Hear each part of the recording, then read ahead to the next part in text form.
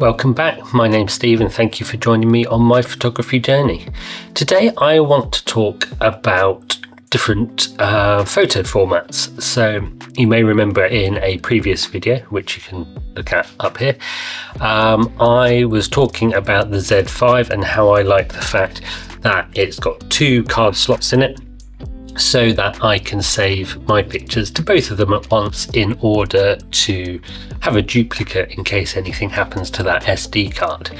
Now, I am still in East Sussex, as you can see, and I am going to go out today and make use of those dual card slots, but I'm going to do something slightly different.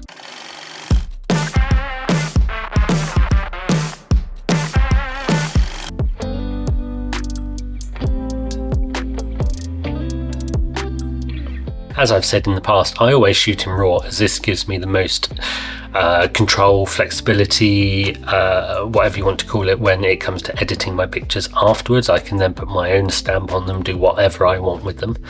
However, they do take up a lot of space, and I have been asked why I shoot RAW. What is the difference between RAW and a JPEG? And that's what we're going to have a look at today. So today I'm going to set up the Z5 so that it saves a RAW picture onto one SD card and a JPEG picture onto the other SD card. So let's do that now. What we need to do is we go into the photo shooting menu and we go down to role played by slot 2. And then we can have the bottom option here is RAW for slot 1 and JPEG in slot 2. And there we go, that's now saved on there, so that whenever I take a picture, let's take one out of the window now. I take my picture as normal, and that means it saved a RAW file to SD card slot 1 and a JPEG file saved to SD card 2. And the profile that I have on my camera is what it will then do with that JPEG. So I can choose the quality of it, so from the highest quality to the lowest quality. Obviously file size will make a difference then. I can choose different image profiles, so whether it's a flat image, whether it's a higher contrast, all of these are kind of in the camera. So when you take that picture and save it as a JPEG, then the camera will automatically apply the corrections, the editing to it, and save it with those settings in the JPEG file. The RAW, it won't do anything to that. Whatever you've got your picture profile set to, it doesn't touch the RAW, because that is the raw data, the more image data, which is what allowed you to do more editing afterwards. So I'm going to save one RAW and one JPEG of all the pictures that I take today. So let's set up what kind of JPEG I want to take. So again, we go into our menu. We then scroll down to our picture control, and then we can choose what we want to use. So what I'm going to do is just choose the landscape. Let's go for landscape. That's saved on there. Let's now just double check the image quality, and we're going to have RAW and fine with a star, so the highest quality that we can, and that means that we'll have the best quality JPEG saved to that second card slot, and it will feature the landscape profile. So let's just take this shot again out of the window. It's probably a bit overexposed last time, but there we go. So now we've got a starting point to have a look at what different options we have, what the different colors look like when they come out of the camera, and what we can do with editing afterwards.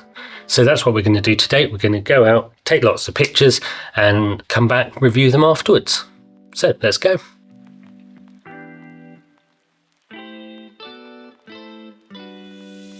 Okay, so you can see we are now back in my office. I have been out today, and like I said, I've taken lots of pictures in both JPEG and in RAW format. So now we're going to have a look through some of the JPEGs to begin with and see what the difference is and whether the pictures are good or not. This is the first one. This is a picture from my hotel window of some trees in the garden, just as a tester basically, to see what things would look like to begin with. And I mean, the image is fine, there's nothing too exciting about it, but it's one of those things that I would probably have edited this slightly differently. So as we go through, we can see different versions of it that I did edit. So let's go back to the beginning one. So this is the first one. This is the image that was the JPEG straight from the camera. And then these next ones are images that I have edited on Lightroom and then exported as a JPEG. So you can see it a lot different. And this next picture of one of the cottages at the National Trust site, this again, I'm seeing this for the first time. This is not something that I've looked through before looking at them with you. And it's a nice enough picture. I mean, I would probably crop it a bit when I want to edit it. The colours are a bit muted for my liking. They're not as exciting as I would probably make it myself. And again, a landscape one, I mean, it's a bit boring really.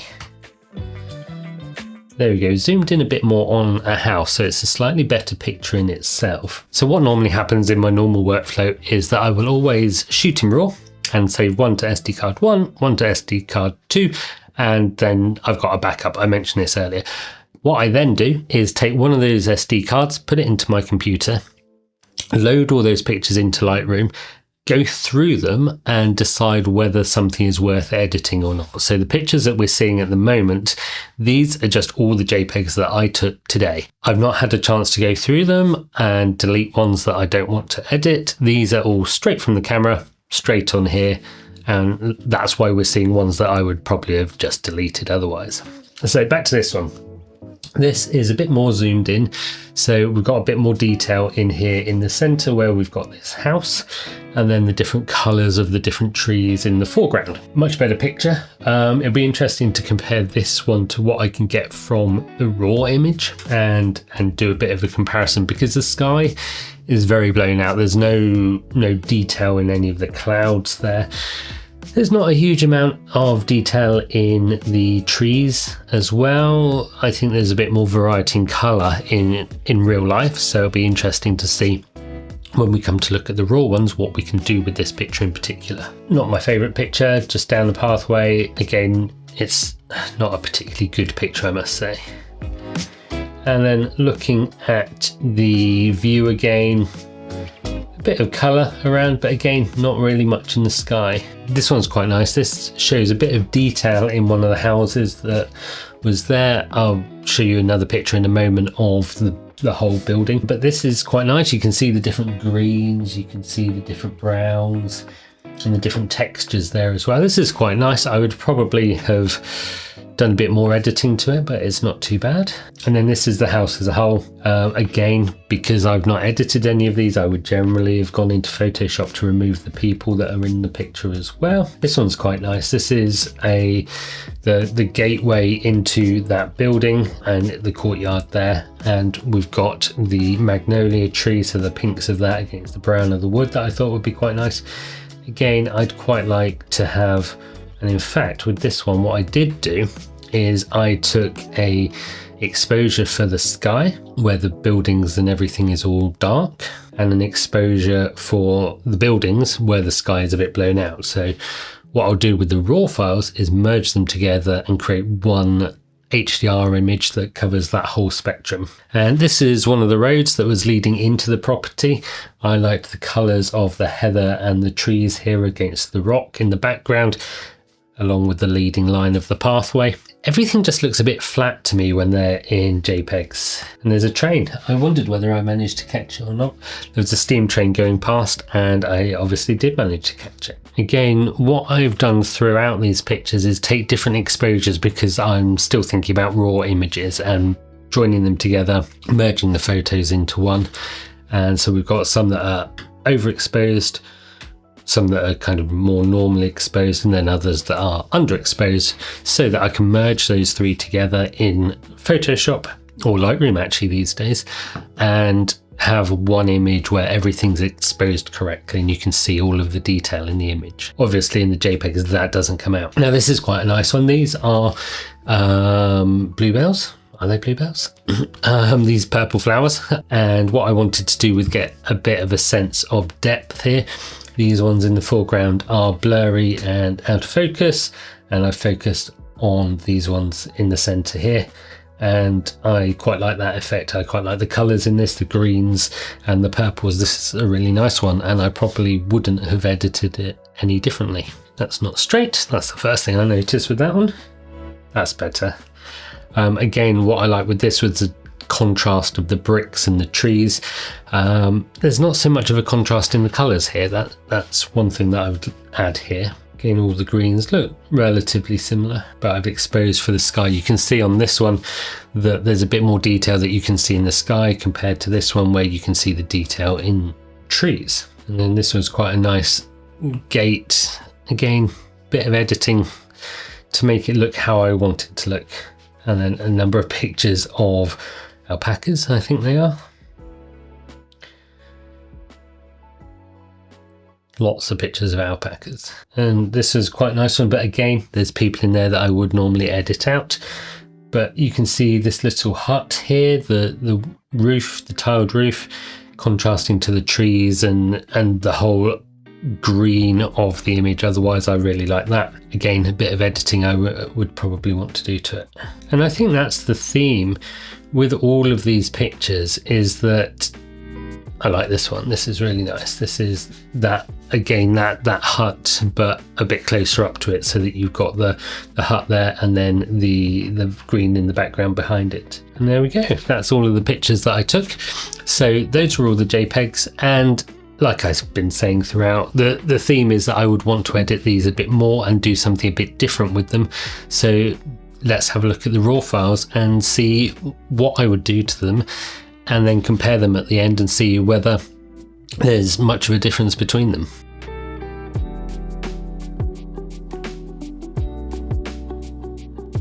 So these are the raw files that I've imported into Lightroom, and let's do a little bit of editing. Let's start with something nice and straightforward. Let's do a bit of auto first of all. Auto is Adobe's kind of AI.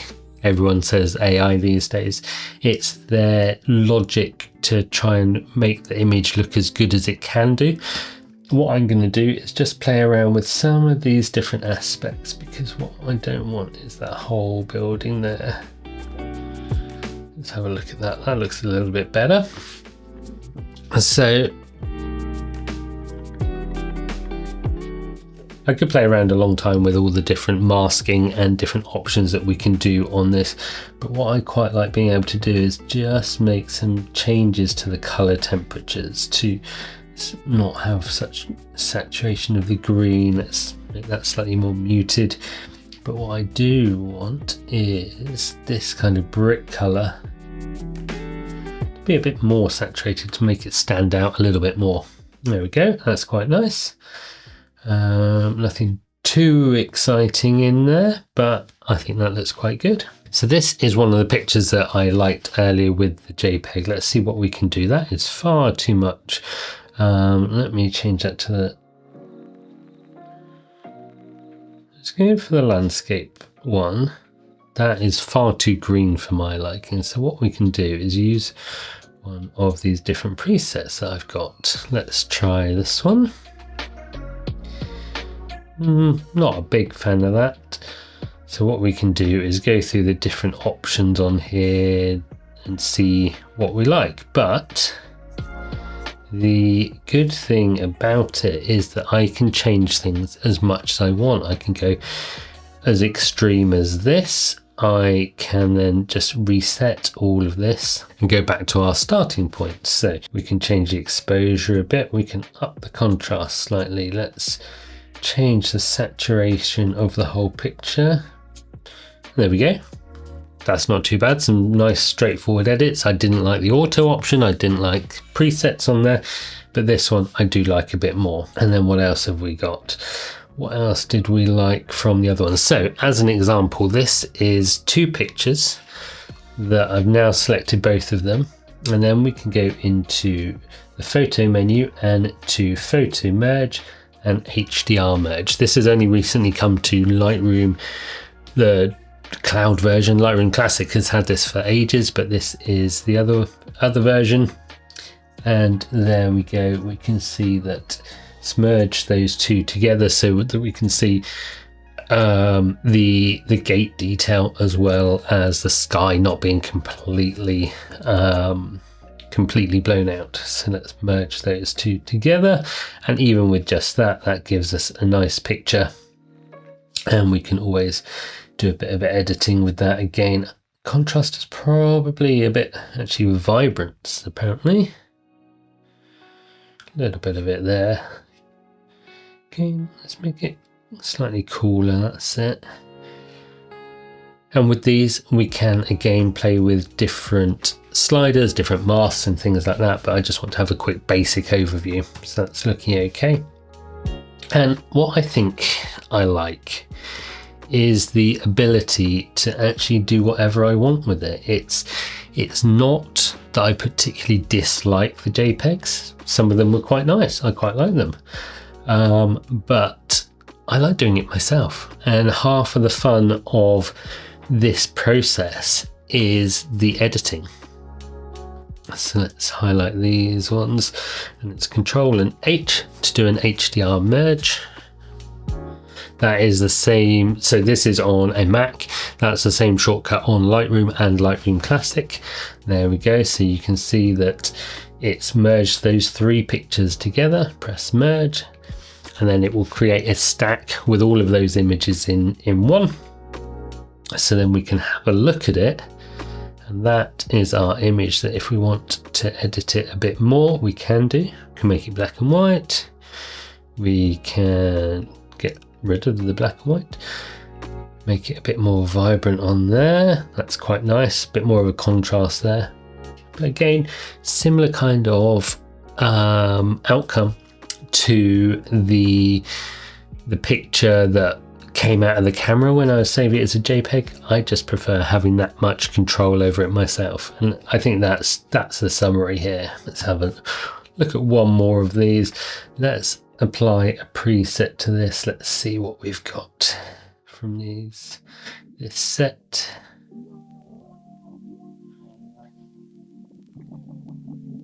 So you can see how much of a difference you can make to the same image. Having a JPEG really wouldn't be able to have as much of a as much variety basically, because you can change so much in a raw file because you've got so much data in there. So just as an example, you can easily change specific areas, make them darker, make them lighter, undo things and go back to how it was before. Whereas with the JPEGs, once they've come out of the camera, that's it, they're set like that. You can push them around a little bit, but you'll never go back to the beginning when there was no edits applied to them at all. And I enjoy editing, so I'm very biased.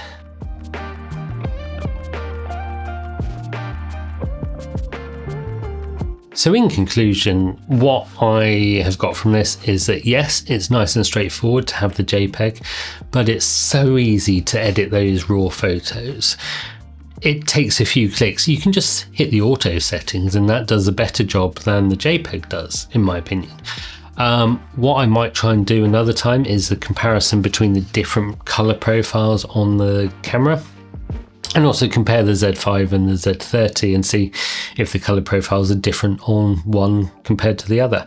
And maybe that's what I need is to have a different color profile used when I'm just having JPEGs. But for me, having a backup of the same file so that if there's a problem with an SD card, then I have that backup, and being able to actually edit the pictures how I want, even if they end up the same as the JPEG in the end, being able to put my own creative spin on it, try different presets on there, try different filters, things like that, and just play around with them. That's what I enjoy, and that's why I'm going to be sticking to shooting RAW from now on. What do you think? Is this something that has bothered you? Is this something that you want to shoot RAW but you don't have the storage for, don't have the time for, don't have any interest in editing? Or do you like the JPEG side of things? Let me know in the comments, and it'll be good to get some different opinions on this. But other than that, I hope you've learned something today, and I'll see you again next time on my photography journey. So have a great week. Bye.